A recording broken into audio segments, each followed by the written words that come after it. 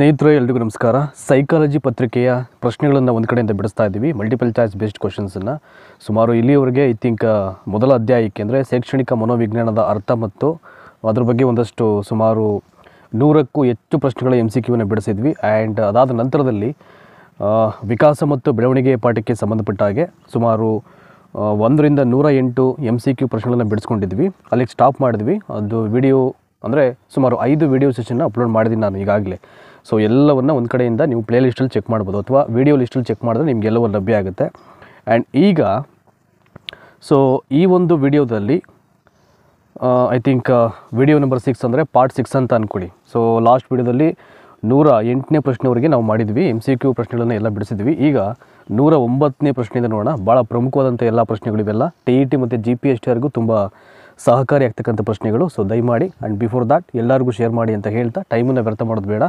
So I have to start from the question number 109. ನೋಡಿ 109ನೇ ಪ್ರಶ್ನೆ ನೋಡೋಣ ಈಗ. ಸೊ ಏನಿದೆ ಅಂತ ಇಲ್ಲಿ ಮ್ಯಾಚ್ ದ ಫಾಲೋಯಿಂಗ್ ಟೈಪ್ ಒಂದು ಪ್ರಶ್ನೆ ಇದು. ಕೆಳಗೆ ಕೊಟ್ಟಿರ್ತಕ್ಕಂಥ ಸಂಕೇತಗಳ ಸಹಾಯದಿಂದ ಎಲಿಜಬೆತ್ ಬಿ ಹರ್ಲಾಕ್ ರವರು ಸೂಚಿಸಿರ್ತಕ್ಕಂಥ ಹಂತಗಳನ್ನು ಗುರುತಿಸಿ ಅಂತ.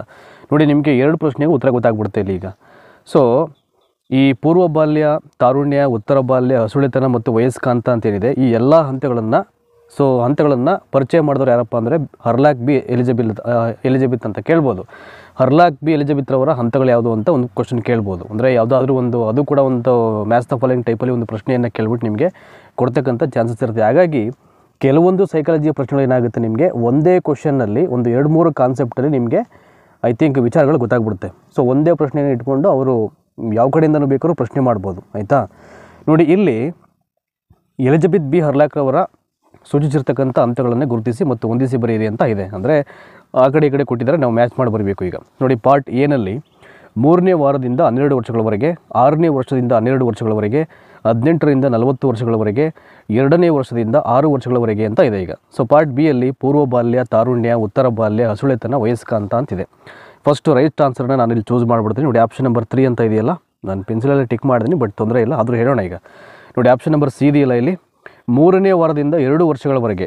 ಇದಕ್ಕೆ ಯಾವ ಒಂದು ಇಲ್ಲಿ ಹಂತ ಬರುತ್ತೆ ಎಲಿಜಬೆತ್ ಬಿ ಹರ್ಲಾಕ್ ಅವ್ರದ್ದು ಅಂದರೆ, ಸೊ ಎಗೆ 4ನೇದು ಹಸುಳೆತನ ಬರುತ್ತೆ. ಅದಾದ ಮೇಲೆ 6ನೇ ವರ್ಷದಿಂದ 12ನೇ ವರ್ಷದ ತನಕ ಉತ್ತರ ಬಾಲ್ಯ ಬರುತ್ತೆ. ಇನ್ನು 18ರಿಂದ 40 ವರ್ಷಗಳವರೆಗೆ ವಯಸ್ಕ ಅಂತ. ಇನ್ನು 2ನೇ ವರ್ಷದಿಂದ 6ನೇ ವರ್ಷದ ಒಳಗಡೆ ಬಂದು ಪೂರ್ವ ಬಾಲ್ಯ ಇಲ್ಲಿ ಬರುತ್ತೆ. ಆಯಿತಾ, ಹಾಗಾಗಿ ಸೊ ಸರಿಯಾಗಿ ಮ್ಯಾಚ್ ಮಾಡಬೇಕು. ನೋಡಿ ಮೊದಲನೇದು ಯಾವುದನ್ನು ಹೋಲಿಕೆ ಮಾಡಬೇಕು ಅಂತ ಗೊತ್ತಾಯ್ತು ಈಗ ನಿಮಗೆ. ಇನ್ನೊಂದು ಈ 5 ಹಂತಗಳನ್ನು ಪೂರ್ವ ಬಾಲ್ಯ, ತಾರುಣ್ಯ, ಉತ್ತರ ಬಾಲ್ಯ, ಹಸುಳೆತನ ಮತ್ತು ವಯಸ್ಕ ಅಂತ ಈ 5 ಹಂತಗಳನ್ನು ಎಲಿಜಬೆತ್ ಬಿ ಹರ್ಲಾಕ್ ಅವರು ಪರಿಚಯ ಮಾಡಿದ್ರು ಅಂತ ನಿಮ್ಗೆ ಗೊತ್ತಾಗಿದೆ. ಹೀಗೆ ಅಂದರೆ ಒಂದೇ ಪ್ರಶ್ನೆಯಲ್ಲಿ 2 ರೀತಿಯ ವಿಷಯಗಳನ್ನು ನಾವು ಅರ್ಥ ಮಾಡ್ಕೊಳ್ಬೋದು. ಅದು ನಮಗೆ ಐ ಥಿಂಕ್ ತುಂಬ ಯೂಸ್ ಆಗುತ್ತೆ. ಅದು ಕ್ವಶನ್ ಹೇಗೆ ಕೇಳಿದ್ರು ಆನ್ಸರ್ ಮಾಡಲಿಕ್ಕೆ. So one more question number 110. ಈಗ ನೋಡಿ ಇಲ್ಲಿ ಇದು ಕೂಡ ಸೇಮ್ ಹಾಗೆ ಇದೆ. ಕೆಳಗೆ ಕೊಟ್ಟಿರ್ತಕ್ಕಂಥ ಸಂಕೇತಗಳ ಸಹಾಯದಿಂದ ಸರಿಯಾಗಿ ಹೊಂದಿಸಿ ಬರೆಯಿರಿ ಅಂತ ಇದೆ ಈಗ. ನೋಡಿ ಪಟ್ಟಿ 1ರಲ್ಲಿ ವಯೋಮಾನವನ್ನು ಕೊಟ್ಟಿದ್ದಾರೆ. ಸೊ ಪಟ್ಟಿ ಬಿಯಲ್ಲಿ ಹಂತಗಳನ್ನು ಕೊಟ್ಟಿದ್ದಾರೆ ಇಲ್ಲಿ. ಆಯಿತಾ, ನೋಡಿ ಇಲ್ಲಿ 2ರಿಂದ 6 ವರ್ಷಗಳವರೆಗೆ, ಜನನದಿಂದ 2ನೇ ವಾರದವರೆಗೆ, 13ರಿಂದ 18 ವರ್ಷಗಳವರೆಗೆ, 3ನೇ ವಾರದಿಂದ 2 ವರ್ಷಗಳವರೆಗೆ ಅಂತ ಇದೆ ಈಗ. ಪಟ್ಟಿ ಬಿನಲ್ಲಿ ಕೊಟ್ಟಿರ್ತಕ್ಕಂಥ ಹಂತಗಳು ಬಂದು ಹಸುಳೆತನ, ತಾರುಣ್ಯ, ಶೈಶವ, ಉತ್ತರ ಬಾಲ್ಯ ಮತ್ತು ಪೂರ್ವ ಬಾಲ್ಯ ಅಂತ ಇದೆ ಈಗ. ಸೊ ಫಸ್ಟು ಆನ್ಸರನ್ನು ಇಲ್ಲಿ ಚೂಸ್ ಮಾಡಿಬಿಡ್ತೀನಿ. ನೋಡಿ 110ಕ್ಕೆ ಆಪ್ಷನ್ ನಂಬರ್ ಸಿ ಇದೆಯಲ್ಲ ರೈಟ್ ಆನ್ಸರ್ ಆಗುತ್ತೆ. 2ರಿಂದ 6 ವರ್ಷದವರೆಗೆ ಅಂದರೆ ಯಾವ ಹಂತ ಬರುತ್ತೆ ಇಲ್ಲಿ, ದಟ್ ಈಸ್ ಪೂರ್ವ ಬಾಲ್ಯ ಬರುತ್ತೆ. ಹುಟ್ಟಿನಿಂದ 2ನೇ ವಾರದವರೆಗೆ ಅಂದರೆ ಯಾವ ಹಂತ ಬರುತ್ತೆ, ದಟ್ ಈಸ್ ಶೈಶವ ಬರುತ್ತೆ. ಇನ್ನು 13ರಿಂದ 18 ವರ್ಷಗಳವರೆಗೆ ಅಂದರೆ ಯಾವ ಹಂತ ಬರುತ್ತೆ ಇಲ್ಲಿ, ಸಿಗೆ ತಾರುಣ್ಯ ಬರುತ್ತೆ. ಇನ್ನು ಕೊನೆಯದಾಗಿ 3ನೇ ವಾರದಿಂದ 2 ವರ್ಷಗಳವರೆಗೆ ಅಂದರೆ ಹಸುಳೆತನ ಬರುತ್ತೆ. ನೋಡಿ ಹೀಗೆ ಎಲಿಜಬೆತ್ ಬಿ ಹರ್ಲಾಕ್ ಅವ್ರದ್ದು ಕ್ಲಾಸಿಫಿಕೇಷನ್ ಬರುತ್ತೆ ಹಂತಗಳೆಲ್ಲ. ನಾನು ಅವಾಗಲೇ ಹೇಳಿದ್ರೆ ನಿಮಗೆ. ಸೊ ಶೈಶವ, ಬಾಲ್ಯ, ಹಸುಳೆತನ, ಪೂರ್ವ ಬಾಲ್ಯ, ಉತ್ತರ ಬಾಲ್ಯ ಹೀಗೆಲ್ಲ ಅವ್ರ ಕ್ಲಾಸಿಫಿಕೇಷನ್ ಬರುತ್ತೆ. ಸೊ ಸೈಕಾಲಜಿಯಲ್ಲಿ ಮನೋವಿಜ್ಞಾನಿಗಳು ಮಾಡಿರ್ತಕ್ಕಂಥ ಅದು ಯಾವುದಕ್ಕೆ ಸಂಬಂಧಪಟ್ಟಂಥ ಹಂತಗಳಾಗಲಿ ಅವುಗಳನ್ನು ತುಂಬ ಸೂಕ್ಷ್ಮವಾಗಿ ಓದ್ಕೋಬೇಕು. ಅದನ್ನು ಎಲ್ಲ ಕಡೆ ಹೇಗೆ ಬೇಕಾದ್ರೂ ಕ್ವಶನ್ನ ಕೇಳ್ತಕ್ಕಂಥ ಚಾನ್ಸಸ್ ಇದ್ದೇ ಇರುತ್ತೆ. ಫಾರ್ ಎಕ್ಸಾಂಪಲ್ ಈಗ ಜೀನ್ ಪಿಯಾಜೆ ಅವ್ರದ್ದು ಬೌದ್ಧಿಕ ವಿಕಾಸದ ಹಂತಗಳಂತೂ ಐ ಥಿಂಕ್ ನಿಮ್ಗೆ ಎಲ್ಲ ಕಡೆ ಬಂದೇ ಬರುತ್ತೆ.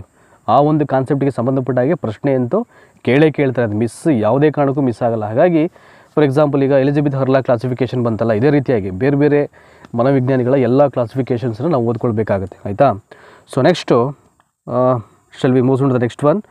ಅಡಾಲ್ಸೆನ್ಸ್ ಎಂತಕ್ಕಂಥ ಪದ ಲ್ಯಾಟಿನ್ನ ಅಡೋಲೆಸರ್ ಎಂತಕ್ಕಂಥ ಒಂದು ಪದದಿಂದ ಬಂದಿದೆ. ಇದರ ಅರ್ಥ ಏನು ಅಂತ ಕೇಳ್ಬೋದು ಇದನ್ನು. ಈಗ ಕೆಲವೊಂದು ಪದಗಳನ್ನು ಲ್ಯಾಟಿನ್ ಭಾಷೆಯ ಅರ್ಥವನ್ನು ಕೇಳ್ಬೋದು, ಅದು ಹೇಳಲಿಕ್ಕಾಗಲ್ಲ. ಇದು ಡೈರೆಕ್ಟ್ ಕ್ವಶನ್ಸ್ ಆಗುತ್ತೆ.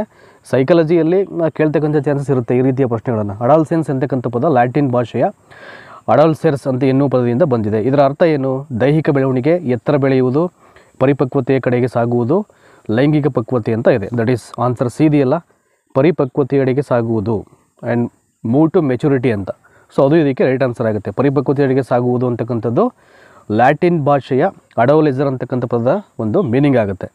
ನೆಕ್ಸ್ಟು ಕ್ವಶನ್ ನಂಬರ್ 112 ನೋಡೋಣ ಈಗ. ಸೊ 1112 ಕ್ವಶನಲ್ಲಿ 2 ಲಿಂಗಗಳ ಸಮವಯಸ್ಕರೊಂದಿಗೆ ಹೊಸದಾದ ಮತ್ತು ಹೆಚ್ಚು ಪರಿಪಕ್ವವಾದ ಸಂಬಂಧ ಬೆಳೆಸಿಕೊಳ್ಳುವುದು ಅಂತ ಇದೆ. ಇಲ್ಲಿ 2 ಲಿಂಗಗಳ ಸಮವಯಸ್ಕರೊಂದಿಗೆ ಹೊಸದಾದ ಮತ್ತು ಹೆಚ್ಚು ಪರಿಪಕ್ವವಾದ ಸಂಬಂಧವನ್ನು ಬೆಳೆಸಿಕೊಳ್ಳುವುದು ಅಂತ ಹೇಳಿಬಿಟ್ಟು ಕೆಳಗಡೆ ಒಂದು ಸ್ಟೇಟ್ಮೆಂಟ್ ಇದೆ. ಇದು ಈ ಕೆಳಗಿನ ಯಾವ ಹಂತದ ವಿಕಾಸಾತ್ಮಕ ಕಾರ್ಯವಾಗಿದೆ ಅಂತ ಹೇಳಬೇಕು. ಮೇಲ್ಕಂಡ ಸ್ಟೇಟ್ಮೆಂಟನ್ನು ಓದ್ಕೊಂಡು ಅದು ಯಾವ ಒಂದು ವಿಕಾಸಾತ್ಮಕ ಕಾರ್ಯವಾಗಿದೆ ಅಂತ ನಾವು ಹೇಳಬೇಕಾಗುತ್ತೆ. ಸೊ ಪೂರ್ವ ಬಾಲ್ಯ, ಉತ್ತರ ಬಾಲ್ಯ, ಹದಿಹರೆಯ ಮತ್ತು ವಯಸ್ಕತನ ಅಂತಿದೆ. So answer C is right answer. ಇದಕ್ಕೆ ಹದಿಹರೆಯ ಅಂತಿದೆಯಲ್ಲ, ಇದಕ್ಕೆ ಸರಿಯಾದಂಥ ಉತ್ತರ ಆಗುತ್ತೆ. ಸೊ 113ನೇ ಪ್ರಶ್ನೆ ನೋಡೋಣ ಈಗ. ಮಕ್ಕಳಲ್ಲಿ ಜ್ಞಾನಾತ್ಮಕ ಪರಿಪಕ್ವತೆ ಕಂಡು ಬರ್ತಕ್ಕಂಥ ವಯಸ್ಸು ಅಂತ. ಸೊ ಜ್ಞಾನಾತ್ಮಕ ಒಂದು ಮೆಚುರಿಟಿ ಅಂತಕ್ಕಂಥದ್ದು, ಆ ನಾಲೆಡ್ಜು, ವಿಷಯಗಳನ್ನು ಗ್ರಹಿಸ್ತಕ್ಕಂಥ ಶಕ್ತಿ, ಆ ಒಂದು ಮೆಚುರಿಟಿ ಅಂತಕ್ಕಂಥದ್ದು ಯಾವಾಗ ಬರುತ್ತೆ ಅಂತ, ಜ್ಞಾನಾತ್ಮಕ ಪರಿಪಕ್ವತೆ ಸೊ ಯಾವ ಏಜಲ್ಲಿ ಬರುತ್ತೆ ಅಂತ. ಸೊ 9 ಇಯರ್ಸು, 16 ಇಯರ್ಸು, 15 ಇಯರ್ಸು ಮತ್ತು 18 ಇಯರ್ಸಲ್ಲಿ ಅಂತ ಇದೆ. ಸೊ ಆನ್ಸರ್ ಬಂದು 16ನೇ ವರ್ಷದಲ್ಲಿ ಸೊ ಮಕ್ಕಳಲ್ಲಿ ಜ್ಞಾನಾತ್ಮಕ ಪರಿಪಕ್ವತೆ ಅಂತಕ್ಕಂಥದ್ದು ಕಂಡು ಬರುತ್ತೆ. ಸೊ ನೆಕ್ಸ್ಟು ಅಮೂರ್ತವಾಗಿ ಆಲೋಚಿಸುವ ಹಾಗೂ ಸಾಮಾನ್ಯೀಕರಣಗೊಳಿಸ್ತಕ್ಕಂಥ ಸಾಮರ್ಥ್ಯವನ್ನು ಹೊಂದಿದ್ದು ಆದರ್ಶಗಳನ್ನು ಹೊಂದಿರತಕ್ಕಂಥ ವ್ಯಕ್ತಿಯ ಜೀವನದ ಹಂತ ಯಾವುದು ಅಂತ ಇದೆ. ನೋಡಿ, 2 ಸ್ಟೇಟ್ಮೆಂಟ್ ಬರುತ್ತೆ. ಇದು ಅಮೂರ್ತವಾಗಿ ಆಲೋಚನೆ ಮಾಡುವ ಹಾಗೂ ಸಾಮಾನ್ಯೀಕರಣಗೊಳಿಸ್ತಕ್ಕಂಥ ಸಾಮರ್ಥ್ಯವನ್ನು ಹೊಂದಿದ್ದು ಆದರ್ಶಗಳನ್ನು ಹೊಂದಿರತಕ್ಕಂಥ ವ್ಯಕ್ತಿಯ ಜೀವನದ ಹಂತ ಯಾವುದು ಅಂತ ಹೇಳಿದರೆ ಇಲ್ಲಿ. ಸೊ ಪೂರ್ವ ಬಾಲ್ಯ, ಉತ್ತರ ಬಾಲ್ಯ, ಹದಿಹರೆಯ, ವಯಸ್ಕತನ ಅಂತಿದೆ. ಸೊ ಇದಕ್ಕೆ ಸರಿಯಾದಂಥ ಉತ್ತರ ಬಂದು ಹದಿಹರೆಯ. ಈ ಹದಿಹರೆಯ ಅಂತ ನಾವೇನು ಕರಿತೀವಿ ಇದನ್ನು, ದಟ್ ಈಸ್ ಅಡಾಲ್ಸೆನ್ಸ್ ಅಂತ. ಇದರಲ್ಲಿ ಐ ಥಿಂಕ್ ಅಮೂರ್ತವಾಗಿ ಆಲೋಚನೆ ಮಾಡ್ತಕ್ಕಂಥ ಶಕ್ತಿ ಇರುತ್ತೆ ಅವನಿಗೆ, ಸಾಮಾನ್ಯೀಕರಣಗೊಳಿಸ್ತಕ್ಕಂಥ ಒಂದು ಕೆಪಾಸಿಟಿನೂ ಇರುತ್ತೆ ಅವನಿಗೆ, ಹಾಗೆಯೇ ಕೆಲವೊಂದು ಆದರ್ಶ ಮತ್ತು ಮೌಲ್ಯಗಳನ್ನು ಸೊ ಹೊಂದಿರತಕ್ಕಂಥ ಒಂದಷ್ಟು ಗುಣಗಳನ್ನು ಕೂಡ ಆತ ಹೊಂದಿರ್ತಾನೆ. ಸೊ ಯಾವ ಒಂದು ಟರ್ಮಲ್ಲಿ ಅಂದರೆ ಹದಿಹರೆಯ ಅಂತಕ್ಕಂಥ ಒಂದು ಟರ್ಮಲ್ಲಿ ಇದು ಈ ಒಂದು ಸ್ಟೇಜಲ್ಲಿ ಈ ಎಲ್ಲ ಒಂದು ಗುಣಗಳು ಮತ್ತು ಆಲೋಚನೆಗಳು ಅವನಿಗೆ ಬಂದಿರುತ್ತೆ ಅಂತ. So next question number 115. ಮಕ್ಕಳಲ್ಲಿ ಸಾಮಾನ್ಯವಾಗಿ ನಾಯಕತ್ವದ ಗುಣಗಳು ಕಂಡುಬರ್ತಕ್ಕಂಥ ಅಂತ ಒಂದು ಟೀಮ್ ಲೀಡರ್ಶಿಪ್ ಅಂತ ನಾವೇನು ಕರಿತೀವಿ, ಆ ಒಂದು ಫ್ಯಾಕ್ಟರ್ಸ್ ಗುಣಗಳು ಯಾವ ಸ್ಟೇಜಲ್ಲಿ ಬರುತ್ತೆ ಅಂತ. ಬಾಲ್ಯ, ತಾರುಣ್ಯ, ಶೈಶವ ಮತ್ತು ವಯಸ್ಕ ಅಂತ ಇದೆ. So the right answer of this question ಅಂದರೆ that is option number B ಇದೆಯಲ್ಲ ಇಲ್ಲಿ, ತಾರುಣ್ಯ ಅಂತಕ್ಕಂಥದ್ದು ಇದು ಸರಿಯಾದಂಥ ಉತ್ತರವಾಗುತ್ತೆ. So we will go forward the question number 116. ನೋಡಿ ಯಾವ ಪ್ರಶ್ನೆ ಇದೆ ನೋಡೋಣ ಇಲ್ಲಿ. ಒಬ್ಬ ಹದಿಹರೆಯದ ಹುಡುಗ ತನ್ನನ್ನು ಒಬ್ಬ ನಾಯಕನೊಂದಿಗೆ ಗುರುತಿಸಿಕೊಳ್ಳುತ್ತಾನೆ. ಇಂತಹ ಪ್ರವೃತ್ತಿಯನ್ನು ಡ್ಯಾಸ್ ಎಂದು ಕರೆಯುತ್ತಾರೆ. ಒಬ್ಬ ಅಡಾಲ್ಸೆನ್ಸ್ ಏಜಲ್ಲಿರ್ತಕ್ಕಂಥ ಒಬ್ಬ ಹುಡುಗ ತನ್ನನ್ನು ಒಬ್ಬ ಕ್ಯಾಪ್ಟನ್ ಜೊತೆಗೆ ಅಥವಾ ಒಬ್ಬ ನಾಯಕನ ಜೊತೆಗೆ ಅವನು ಗುರುತಿಸ್ಕೊಳ್ತಾನೆ ಅಂತ. ಸೊ ಇಂಥ ಒಂದು ಪ್ರವೃತ್ತಿಯನ್ನು ನಾವೇನಂತ ಕರಿತೀವಿ? ಪಾತ್ರಧಾರಿ, ಅನುಕರಣೆ, ಅನನ್ಯತೆ, ಅನುಸರಿಸುವಿಕೆ ಅಂತಿದೆ. ಸೊ ಇಲ್ಲಿ ಪಾತ್ರಧಾರಿ ಆಗಲಿ, ಅನುಕರಣೆ ಆಗಲಿ, ಅನುಸರಿಸುವಿಕೆ ಆಗಲಿ ಯಾವುದೂ ಸರಿಯಾಗಲ್ಲ ಇದಕ್ಕೆ. ಸೊ ಆಪ್ಷನ್ ನಂಬರ್ ಸಿ ಇದೆಯಲ್ಲ, ಅನನ್ಯತೆ ಅಂತ, ಇದು ಇದಕ್ಕೆ ಸರಿಯಾದಂಥ ಉತ್ತರ ಆಗುತ್ತೆ. ನೆಕ್ಸ್ಟ್ 117. ಈ ಕೆಳಗಿನ ಯಾವ ಹೇಳಿಕೆ ಹದಿಹರೆಯದ ವಯಸ್ಸಿನವರಿಗೆ ಸೂಕ್ತವಾಗಿದೆ ಅಂತ, ಅಂದರೆ ಅಡಾಲ್ಸೆನ್ಸ್ ಪೀರಿಯಡಲ್ಲಿರ್ತಕ್ಕಂಥ ಏಜ್ ಅವರಿಗೆ ಸೂಕ್ತವಾದಂಥ ಹೇಳಿಕೆ ಯಾವುದು ಅಂತ ಒಂದು 4 ಆಪ್ಷನ್ ಇದೆ. ಅದರಲ್ಲಿ ಯಾವುದು ವಿಚ್ ಒನ್ ಇಸ್ ರೈಟ್ ಅಂತ ನಾವು ಇಲ್ಲಿ ಗೆಸ್ ಮಾಡಬೇಕಾಗುತ್ತೆ. ತೀವ್ರಗೊಂಡ ದೈಹಿಕ ಬೆಳವಣಿಗೆ, ಕುಂಠಿತಗೊಂಡ ದೈಹಿಕ ಬೆಳವಣಿಗೆ, ವಿಕಾಸದಲ್ಲಿನ ಸ್ಥಗಿತತೆ, ಭಾವನಾತ್ಮಕತೆಯಲ್ಲಿನ ಕೊರತೆ ಅಂತಿದೆ. ಸೊ ಹದಿಹರೆಯ ಅಂದರೆ ಐ ಥಿಂಕ್ ಹಲವಾರು ವಿಚಾರಗಳಲ್ಲಿ ಚೇಂಜಸ್ ಆಗ್ತಾರೆ, ಅದರಲ್ಲಿ ದೈಹಿಕ ಬೆಳವಣಿಗೆ ಕೂಡ ಒಂದು ಭಾಳ ಪ್ರಮುಖವಾದಂಥ ಅಂಶ ಅದು. ಹಾಗಾಗಿ ತೀವ್ರಗೊಂಡಂಥ ದೈಹಿಕ ಬೆಳವಣಿಗೆ ಅಂತೇನಿದೆ ಇಲ್ಲಿ, ಇದು ಇದಕ್ಕೆ ಸೂಕ್ತವಾದಂಥ ಹದಿಹರೆಯದ ಒಂದು ವಯಸ್ಸಿನ ಹುಡುಗರಿಗೆ ಅನ್ವಯ ಆಗುತ್ತೆ. ನೆಕ್ಸ್ಟು ಇವೆರಡರ ನಡುವಿನ ಅವಧಿಯನ್ನು ಹದಿಹರೆಯ ಎಂದು ಕರೆಯುತ್ತಾರೆ. ಇವೆರಡರ ನಡುವಿನ ಅವಧಿಯನ್ನು, ಸೊ ಯಾವ್ಯಾವ ಅವಧಿಯನ್ನು ಅಂತ. ನಡುವಿನ ಅವಧಿ ಹಸುಳೆತನ ಮತ್ತು ಬಾಲ್ಯ, ಪೂರ್ವ ಬಾಲ್ಯ ಮತ್ತು ಪ್ರೌಢಾವಸ್ಥೆ, ಉತ್ತರ ಬಾಲ್ಯ ಮತ್ತು ಪ್ರೌಢಾವಸ್ಥೆ, ತಾರುಣ್ಯ ಮತ್ತು ಮಧ್ಯ ವಯಸ್ಸು ಅಂತ ಇದೆ. ಇದಕ್ಕೆ ಆಪ್ಷನ್ ಸಿ ಇದೆಯಲ್ಲ, ಇದು ರೈಟ್ ಆನ್ಸರ್ ಆಗುತ್ತೆ ಇಲ್ಲಿ. ಉತ್ತರ ಬಾಲ್ಯ ಮತ್ತು ಪ್ರೌಢಾವಸ್ಥೆ ಇಟ್ಸ್ ರೈಟ್ ಆನ್ಸರ್ ಇದಕ್ಕೆ, ಆಯಿತಾ. ಸೊ ನೆಕ್ಸ್ಟು 119 ಪ್ರಶ್ನೆ ನೋಡೋಣ ಈಗ ಏನಿದೆ ಅಂತ ಇಲ್ಲಿ. ಈ ಕೆಳಗಿನ ಯಾವ ವಯೋಮಾನದಲ್ಲಿ ಲೈಂಗಿಕ ಶಿಕ್ಷಣ ಅತ್ಯವಶ್ಯಕ ಅಂತ ಹೇಳಿದರೆ ಈ ಕೆಳಗಿನ ಯಾವ ವಯೋಮಾನದಲ್ಲಿ ಲೈಂಗಿಕ ಶಿಕ್ಷಣ ಅತ್ಯವಶ್ಯಕ ಅಂತ. ತಾರುಣ್ಯ, ವಯಸ್ಕ ಹಂತ, ಮಧ್ಯ ವಯಸ್ಸು ಮತ್ತು ಜೀವನ ಪರ್ಯಂತ ಅಂತಿದೆ. ಸೊ ಎಲ್ಲವೂ ಕೂಡ ಹದಿಹರೆಯ ಮತ್ತು ತಾರುಣ್ಯಕ್ಕೆ ಸಂಬಂಧಪಟ್ಟಂಥ ಕೆಲವೊಂದು ಪ್ರಶ್ನೆಗಳನ್ನು ಇಲ್ಲಿ ಪ್ರಿಪೇರ್ ಮಾಡಿದ್ದಾರೆ. ಅಂದರೆ ಆಲ್ಮೋಸ್ಟ್ ಇವೆಲ್ಲವನ್ನು ಸರಿಯಾಗಿ ಓದ್ಕೊಂಡು ಗ್ರಹಿಸ್ಕೊಡ್ಬಿಟ್ರೆ ಹೇಗೆ ಟ್ವಿಸ್ಟ್ ಮಾಡಿ ಕೇಳಿದ್ರು ಕೂಡ ಒಂದೇ ಉತ್ತರ ಇರುತ್ತೆ ಇಲ್ಲಿ. ಹಾಗಾಗಿ ಸುಮಾರು ಬಹುತೇಕ ಪ್ರಶ್ನೆಗಳು ಅಡಾಲ್ಸೆನ್ಸ್ಗೆ ಸಂಬಂಧಪಟ್ಟಂತೆ ಪ್ರಶ್ನೆಗಳಾಗಿದೆ. ನೋಡಿ, ಈ ಕೆಳಗಿನ ಯಾವ ವಯೋಮಾನದಲ್ಲಿ ಲೈಂಗಿಕ ಶಿಕ್ಷಣ ಅತ್ಯವಶ್ಯಕ ಅಂತ ಹೇಳಿದ್ದಾರೆ ಅಂದರೆ ದಟ್ ಈಸ್ ತಾರುಣ್ಯ. ಅದರ ಇನ್ನೊಂದು ಹೆಸರು ಹದಿಹರೆಯ ಅಂತ ಇಲ್ಲಿ ಹೇಳುವಂಥದ್ದು. ಸೊ ಈ ಅವಧಿಯಲ್ಲಿ ಅಥವಾ ಈ ವಯೋಮಾನದಲ್ಲಿ ಲೈಂಗಿಕ ಶಿಕ್ಷಣವನ್ನು ಅತ್ಯವಶ್ಯಕವಾಗಿ ನೀಡಬೇಕಾಗುತ್ತೆ ಅಂತ. ಯಾವ ಹಂತವನ್ನು ಮಾನವನ ಬೆಳವಣಿಗೆಯ ಕೋಲಾಹಲದ ಅವಧಿ ಎಂದು ಕರೆಯಲಾಗುತ್ತೆ ಅಂತ. ಯಾವ ಹಂತವನ್ನು ಮಾನವನ ಬೆಳವಣಿಗೆಯ ಕೋಲಾಹಲದ ಅವಧಿ ಅಂತ ನಾವಿಲ್ಲಿ ಕರೆಯಲಾಗುತ್ತೆ. ಒಂದು ಬಾಲ್ಯ, ಪ್ರೌಢಾವಸ್ಥೆ, ಹದಿಹರೆಯ ಮತ್ತು ವೃದ್ಧಾಪ್ಯ ಅಂತಿದೆ ಇಲ್ಲಿ. ಬಾಲ್ಯ, ಪ್ರೌಢಾವಸ್ಥೆ, ಹದಿಹರೆಯ, ವೃದ್ಧಾಪ್ಯ. ಸೊ 100% ಆಪ್ಷನ್ ಸಿ ಇದೆಯಲ್ಲ, the same answers will be repeating. So ಅದೇ ಉತ್ತರಗಳು ಇಲ್ಲಿ ಬರ್ತಾನೆ ಇದೆ. ಯಾವ ಹಂತವನ್ನು ಮಾನವನ ಬೆಳವಣಿಗೆಯ ಕೋಲಾಹಲ ಅಂತೀವಿ ಅಂದರೆ ನಾವು ಅದನ್ನು ಹದಿಹರೆಯ. ನೆಕ್ಸ್ಟು 121ರಲ್ಲಿ ಓರ್ವ ಹದಿಹರೆಯದ ಹುಡುಗಿಯ ಸ್ನೇಹಿತರು ಅವಳ ಮೆಚ್ಚಿನ ನಾಯಕನನ್ನು ಟೀಕಿಸಿದಾಗ ಅವರ ಬಗ್ಗೆ ಸಿಟ್ಟಿಗೇಳುತ್ತಾಳೆ. ಹದಿಹರೆಯದವರ ಇಂತಹ ಪ್ರವೃತ್ತಿಯನ್ನು ನಾವೇನಂತ ಕರಿತೀವಿ ಅಂತ. ಭಾಳ ಈಸಿಯಾಗಿ ಅರ್ಥ ಆಗ್ಬಿಡುತ್ತೆ ಕ್ವಶನ್ ಇದು. ಒಂದು ಅಡಾಲ್ಸೆನ್ಸಲ್ಲಿರ್ತಕ್ಕಂಥ ಆ ಏಜಲ್ಲಿರ್ತಕ್ಕಂಥ ಒಬ್ಬ ಹುಡುಗಿ ಸ್ನೇಹಿತರು ಅವಳ ನಾಯಕನನ್ನು ಟೀಕಿಸಿದಾಗ ಅವ್ನ ಫ್ರೆಂಡ್ಸ್ ಏನು ಮಾಡ್ತಾರೆ, ಸೊ ಅವಳ ಒಂದು ಟೀಮ್ ಕ್ಯಾಪ್ಟನನ್ನು ಕ್ರಿಟಿಸಮ್ ಮಾಡ್ತಂದರೆ ಟೀಕೆ ಮಾಡ್ತಾರೆ. ಆಗ ಅವಳು ಆಟೋಮ್ಯಾಟಿಕಲಿ ಅವ್ರ ಮೇಲೆ ಕೋಪ ಮಾಡ್ತಕ್ಕಂಥ ಒಂದು ಪ್ರವೃತ್ತಿ ಅದನ್ನು. ಸೊ ಅದನ್ನು ಇಲ್ಲಿ ಏನಂತ ಕರಿತೀವಿ ಅಂತ. ಪಾತ್ರ ನಿರ್ವಹಣೆ, ಸಮವಯಸ್ಕರ ಬಗೆಗಿನ ಪ್ರೀತಿ, ಅಸೂಯೆ ಮತ್ತು ನಾಯಕನ ಪೂಜೆ. 100% ನಾಯಕನ ಪೂಜೆ ಇದಕ್ಕೆ ರೈಟ್ ಆನ್ಸರು. ಭಾಳ ಈಸಿಯಾಗಿ ಇದನ್ನು ಗೆಸ್ ಮಾಡ್ಬೋದು. ಇಂಥ ಪ್ರಶ್ನೆಯನ್ನು ನಿಮ್ಗೆ ಕೊಟ್ಟಾಗ ಸ್ವಲ್ಪ ತೀರಾ ಡೀಪಾಗಿ ಯೋಚನೆ ಮಾಡೋ ಅವಶ್ಯಕತೆ ಇಲ್ಲ. ಸ್ವಲ್ಪ ಪ್ರಾಕ್ಟಿಕಲಾಗಿ ಥಿಂಕ್ ಮಾಡಿ ಗೊತ್ತಾಗ್ಬಿಡುತ್ತೆ ನಿಮಗೆ. ಯೂಶಲಿ ನಮ್ಮ ಸರೌಂಡಿಂಗ್ಸಲ್ಲಿ ನಾವು ನೋಡ್ತಕ್ಕಂಥ ಪ್ರಾಕ್ಟಿಕಲಿ ಫೀಲ್ ಮಾಡ್ತಕ್ಕಂಥ ಕೆಲವೊಂದು ಆ್ಯಕ್ಟಿವಿಟೀಸ್ ಇವೆಲ್ಲ, ಸಿಚುವೇಷನ್ಸ್ ಇವೆಲ್ಲ, ಆಯಿತಾ. ಅಂದರೆ ಆಟೋಮ್ಯಾಟಿಕಲಿ ನಮಗೆ ಯಾರು ಇಷ್ಟ ಆಗ್ತಾರೆ, ಐ ಥಿಂಕ್ ನಾವು ಯಾರಿಗೆ ಸಪೋರ್ಟ್ ಮಾಡ್ತೀವಿ ಅಂತ ಅಂದ್ಕೊಂಡಿದ್ದೀವಿ, ಸೊ ಆತನ ಬಗ್ಗೆ ಯಾರಾದರೂ ಟೀಕೆ ಮಾಡಿದಾಗ ಸೊ ಸಹಜವಾಗಿ ಕೋಪ ಮಾಡ್ಕೊಳ್ಳೋದು ಇಟ್ಸ್ ಎ ಕ್ವೈಟ್ ನ್ಯಾಚುರಲ್ ಅದು. ಸೊ ಆ ಒಂದು ಟಾಪಿಕ್ಗೆ ಸಂಬಂಧಪಟ್ಟಂಥ ಪ್ರಶ್ನೆ ಇದು. ಸೊ ನೆಕ್ಸ್ಟು 122ನೇ ಪ್ರಶ್ನೆ ನೋಡೋಣ ಈಗ. ಸೊ ಏನಿದೆ ಅಂತ ಇಲ್ಲಿ, ಈ ಕೆಳಗಿನವುಗಳಲ್ಲಿ ಯಾವುದು ಹದಿಹರೆಯದ ಪ್ರಮುಖ ಲಕ್ಷಣವಾಗಿದೆ? ಈ ಕೆಳಗಿನವುಗಳಲ್ಲಿ ಯಾವುದು ಹದಿಹರೆಯದ ಪ್ರಮುಖ ಲಕ್ಷಣವಾಗಿದೆ ಅಂತ ಇದೆ ಇಲ್ಲಿ. ವಸ್ತುಗಳನ್ನು ಗುರುತಿಸುತ್ತಾನೆ, ಜೀವನದ ಬಗ್ಗೆ ಜಿಗುಪ್ಸೆ ಹೊಂದಿರುತ್ತಾನೆ, ಲೈಂಗಿಕ ಪ್ರವೃತ್ತಿ ತೀವ್ರವಾಗಿ ಬೆಳೆಯುತ್ತೆ, ತಾನು ಕಾಣ್ತಕ್ಕಂಥ ವಸ್ತುಗಳು ಮಾತ್ರ ಅಸ್ತಿತ್ವದಲ್ಲಿವೆ ಎಂದು ತಿಳಿಯುತ್ತಾನೆ. ಸೊ ಆಪ್ಷನ್ ಸಿ ಇದೆಯಲ್ಲ, ಲೈಂಗಿಕ ಪ್ರವೃತ್ತಿ ತೀವ್ರವಾಗಿ ಬೆಳೆಯುತ್ತಿದೆ, ಇದು ಇದಕ್ಕೆ ಸರಿಯಾದಂಥ ಉತ್ತರ ಆಗುತ್ತೆ. ಇದು ಹದಿಹರೆಯದ ಒಂದು ಪ್ರಮುಖ ಲಕ್ಷಣವಾಗಿರುತ್ತೆ. ಅಂದರೆ ಹಲವಾರು ಲಕ್ಷಣ ಇದೆ, ಅದರಲ್ಲಿ ಇದೊಂದು ಪ್ರಮುಖ ಲಕ್ಷಣವಾಗಿರುತ್ತೆ ಅಷ್ಟೇ. ನೆಕ್ಸ್ಟು ತಾರುಣ್ಯಾವಸ್ಥೆಯ ಬೆಳವಣಿಗೆಯ ತತ್ವಗಳಲ್ಲಿ ಶೀಘ್ರ ಬೆಳವಣಿಗೆ ತತ್ವ. ನೋಡಿ, ತಾರುಣ್ಯಾವಸ್ಥೆಯ ಬೆಳವಣಿಗೆ ತತ್ವಗಳು. ತಾರುಣ್ಯಾವಸ್ಥೆಯ ಬೆಳವಣಿಗೆ ತತ್ವಗಳು ಅಂದರೆ ಹಲವಾರು ಬರುತ್ತೆ. ಅದರಲ್ಲಿ ಒನ್ ಆಫ್ ಶೀಘ್ರ ಬೆಳವಣಿಗೆ ತತ್ವ ಅಂತ. ಅದನ್ನು ಯಾರು ನೀಡಿದ್ರು ಅಂತ ಪ್ರಶ್ನೆಗಳಿದ್ರಲ್ಲಿ. ಇ ಬಿ ಹರ್ಲಾಕು, ತಾಂಡೈಕು, ಸ್ಟ್ಯಾನ್ಲಿ ಹಾಲ್ ಮತ್ತು ಫ್ರಾನ್ಸಿಸ್ ಗಾಲ್ಟನ್ ಅಂತ ಇದೆ. ಸೊ ಆಪ್ಷನ್ ಸಿ ಇದೆಯಲ್ಲ ಇಲ್ಲಿ, ದಟ್ ಈಸ್ ಸ್ಟ್ಯಾನ್ಲಿ ಹಾಲ್ ಅಂದ್ಬಿಟ್ಟು. ಸೊ ಈ ಒಬ್ಬ ಮನೋವಿಜ್ಞಾನಿ ಶೀಘ್ರ ಬೆಳವಣಿಗೆ ತತ್ವ ಅಂತದನ್ನು ಇಲ್ಲಿ ನೀಡ್ತಾನೆ ಫಸ್ಟು. ನೆಕ್ಸ್ಟು 124ನೇ ಪ್ರಶ್ನೆ ನೋಡೋಣ ಈಗ. ನಾವು ಬಿಸಿಯಾದ ನೀರನ್ನು ಮುಟ್ಟಿದಾಗ ಕೈಯನ್ನು ತಕ್ಷಣ ಹಿಂದಕ್ಕೆ ತೆಗೆದುಕೊಳ್ಳುತ್ತೇವೆ. ನಾವು ಬಿಸಿಯಾದ ನೀರನ್ನು ಮುಟ್ಟಿದಾಗ ಕೈಯನ್ನು ತಕ್ಷಣ ಹಿಂದಕ್ಕೆ ತೆಗೆದುಕೊಳ್ಳುತ್ತೇವೆ. ಇದು ಈ ಕೆಳಗಿನ ಯಾವುದಕ್ಕೆ ಉದಾಹರಣೆಯಾಗಿದೆ? ವರ್ಗಾವಣೆ, ಪರಾವರ್ತಿತ ಪ್ರತಿಕ್ರಿಯೆ, ಮುಮ್ಮೆದುಳಿನ ಕ್ರಿಯೆ ಮತ್ತು ಮೆದುಳಿನ ಕ್ರಿಯೆ ಅಂತಿದೆ. ಸೊ ವರ್ಗಾವಣೆ ಆಗಲಿ, ಮೆದುಳಿನ ಕ್ರಿಯೆ ಆಗಲಿ ಯಾವುದೂ ಅಲ್ಲ. ಸೊ ಆಪ್ಷನ್ ಬಿ ಇದೆಯಲ್ಲ ಇಲ್ಲಿ, ದಟ್ ಈಸ್ ಪರಾವರ್ತಿತ ಪ್ರಕ್ರಿಯೆ ಅಂತಕ್ಕಂಥದ್ದು. ಇದು ಇದಕ್ಕೆ ಸರಿಯಾದಂಥ ಉತ್ತರ ಆಗುತ್ತೆ. ಸೊ ನೆಕ್ಸ್ಟು 125ನೇ ಪ್ರಶ್ನೆ.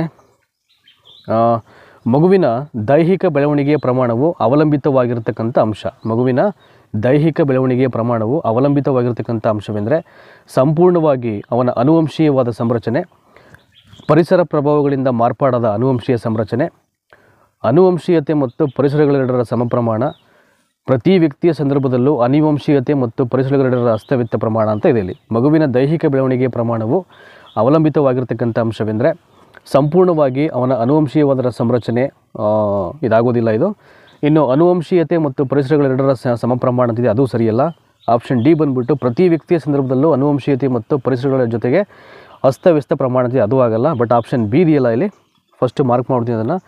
ಪರಿಸರ ಪ್ರಭಾವಗಳಿಂದ ಮಾರ್ಪಾಡಾದಂಥ ಅನುವಂಶೀಯ ಸಂರಚನೆ ಅಂತಿದೆಯಲ್ಲ, ಇದು ಇದಕ್ಕೆ ಸರಿಯಾದಂಥ ಉತ್ತರ ಆಗುತ್ತೆ. ನೆಕ್ಸ್ಟು ಹೆಚ್ಚಿನ ದೈಹಿಕ ಶಕ್ತಿ ಬಳಸಿ ಆಟವಾಡುವಂತಹ ಕ್ರೀಡೆಗಳಲ್ಲಿ ಹುಡುಗರ ಆಸಕ್ತಿ ಯಾವ ಹಂತದಲ್ಲಿ ಅತಿ ಹೆಚ್ಚಾಗಿರುತ್ತೆ ಅಂತ ಹೇಳಿ. ಹೆಚ್ಚಿನ ದೈಹಿಕ ಶಕ್ತಿಯನ್ನು ಬಳಸಿಕೊಂಡು ಆಟ ಆಡ್ತಕ್ಕಂಥ ಕ್ರೀಡೆಗಳಲ್ಲಿ ಹುಡುಗರ ಆಸಕ್ತಿ ಅಂತಕ್ಕಂಥದ್ದು ಯಾವ ಹಂತದಲ್ಲಿ ಅತಿ ಹೆಚ್ಚಾಗಿರುತ್ತೆ ಅಂತ ಕೇಳಿದ್ದಾರೆ ಇಲ್ಲಿ. ಸೊ ಪೂರ್ವ ಬಾಲ್ಯ, ಉತ್ತರ ಬಾಲ್ಯ, ಹದಿಹರೆಯ ಮತ್ತು ವಯಸ್ಕ ಅಂತ. ಇದಕ್ಕೆ ಸರಿಯಾದಂಥ ಉತ್ತರ ಬಂದು that is option number B ಇದೆಯಲ್ಲ ಇಲ್ಲಿ, ಉತ್ತರ ಬಾಲ್ಯ ಅಂತ. ಇದು ಇದಕ್ಕೆ ಸರಿಯಾದಂಥ ಆನ್ಸರ್ ಆಗುತ್ತೆ. ಸೊ ನೆಕ್ಸ್ಟು 127ನೇ ಪ್ರಶ್ನೆ ನೋಡೋಣ. ಇದು ಸ್ವಲ್ಪ ಅಂಕಿಅಂಶಗಳನ್ನು ಹೊಂದಿರತಕ್ಕಂಥ ಒಂದು ಪ್ರಶ್ನೆ ಇದು, ಬಟ್ ಡೋಂಟ್ ವರಿ, ಈಸಿ ಇದೆ. 127ನೇ ಪ್ರಶ್ನೆ ಆ್ಯಂಡ್ ಹಿಯರ್ ವಿ ಗೋ. ಮಾನವನ ಮೆದುಳಿನ ಸರಾಸರಿ ತೂಕ ಅಂತ. ಇದನ್ನು ಕೇಳ್ಬೋದು, ಹೇಳಲಿಕ್ಕಾಗಲ್ಲ ಇವೆಲ್ಲ. I think it going to be so very important questions for upcoming exams ಇದು.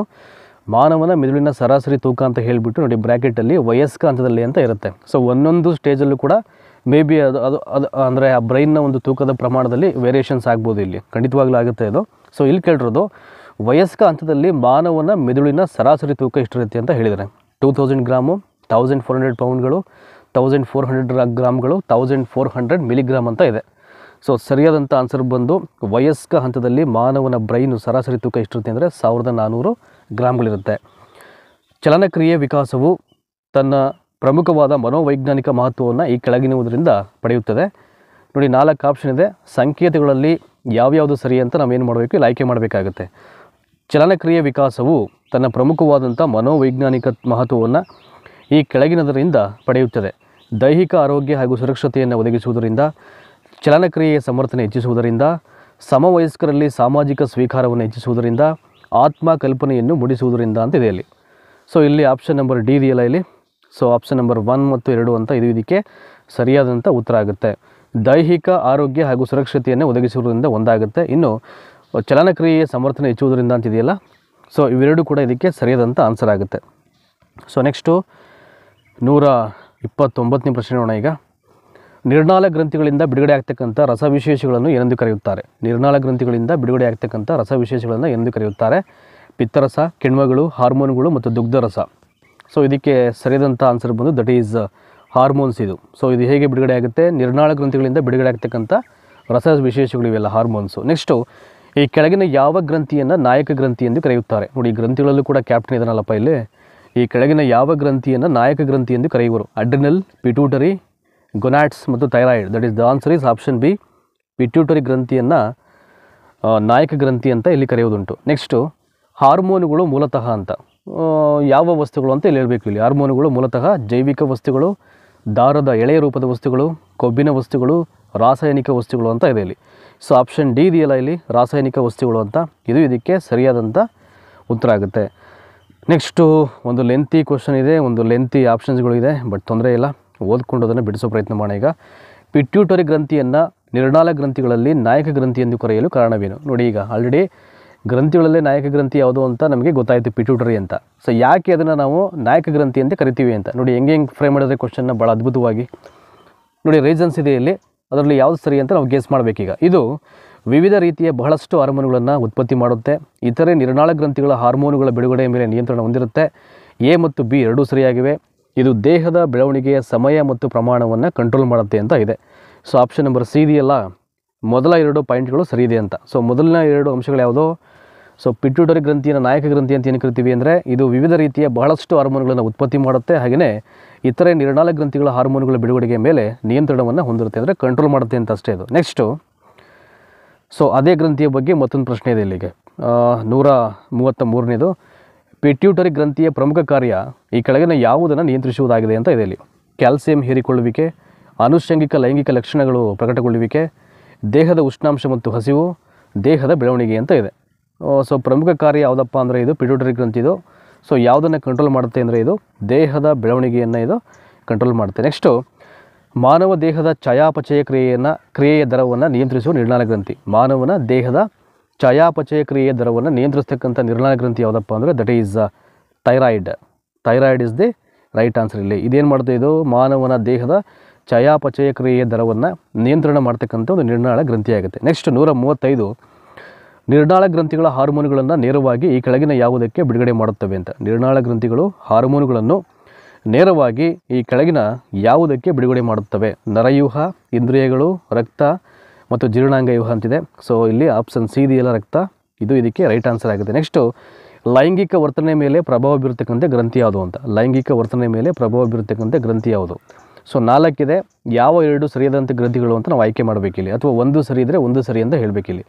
ಪೇನಿಯಲ್ಲು, ಪಿಟ್ಯೂಟರಿ, ಗೊನಾಡ್ಸ್ ಮತ್ತು ಅಡ್ರಿನಲ್ ಅಂತ ಇದೆ ಇಲ್ಲಿ. ಸೊ ಆಪ್ಷನ್ ನಂಬರ್ ಸಿ ಇದೆಯಲ್ಲ.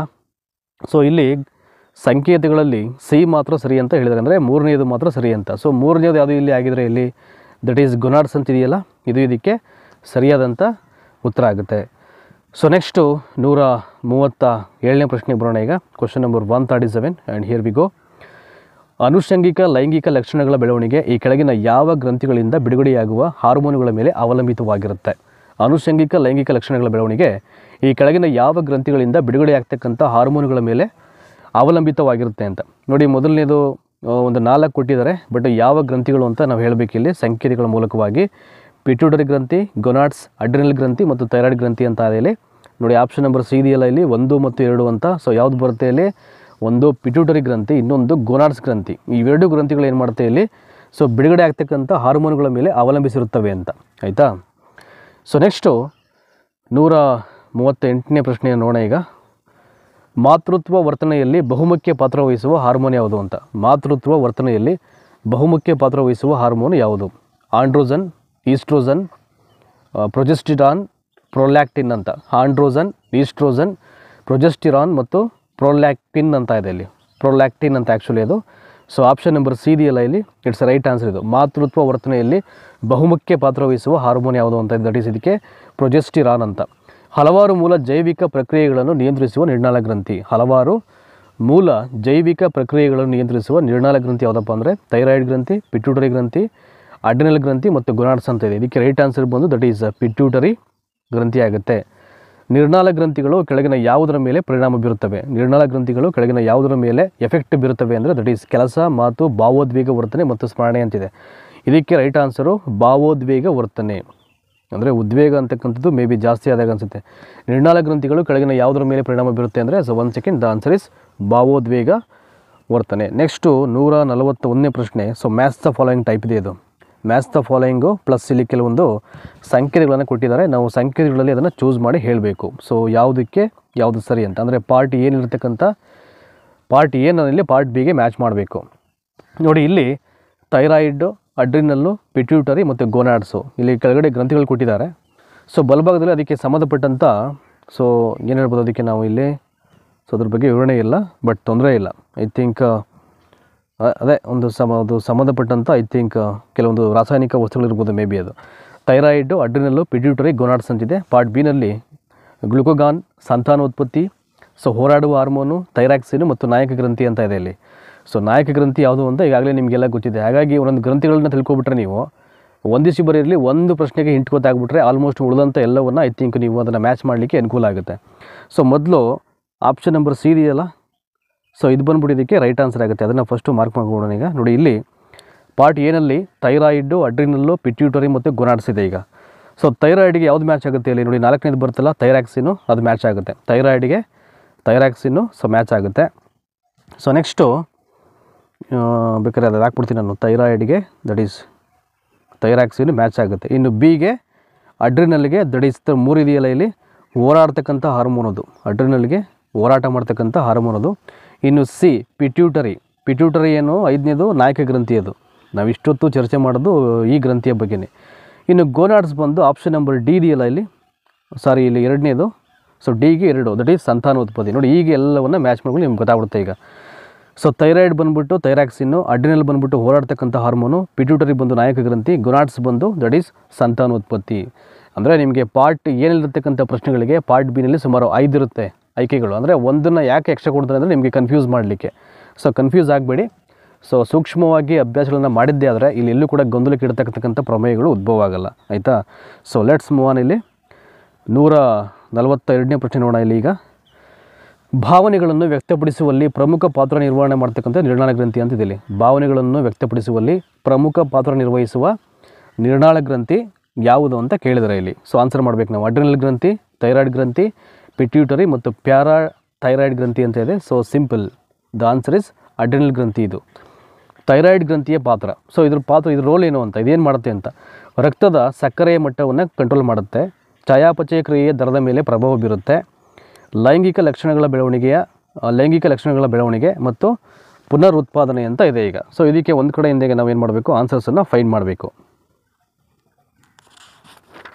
3ಕ್ಕೆ ನೋಡಿ ಆಪ್ಷನ್ ನಂಬರ್ ಇಲ್ಲಿ ಬಿ ಇದೆಯಲ್ಲ, ಚಯಾಪಚಯ ಕ್ರಿಯೆಯ ದರದ ಮೇಲೆ ಪ್ರಭಾವ ಬೀರುವುದು ಅಂತ. ಚಯಾಪಚಯ ಕ್ರಿಯೆಯ ದರದ ಮೇಲೆ ಪ್ರಭಾವ ಬೀರುತ್ತೆ. ಇದು ಥೈರಾಯ್ಡ್ ಗ್ರಂಥಿಯ ಪಾತ್ರ ಆಗುತ್ತೆ.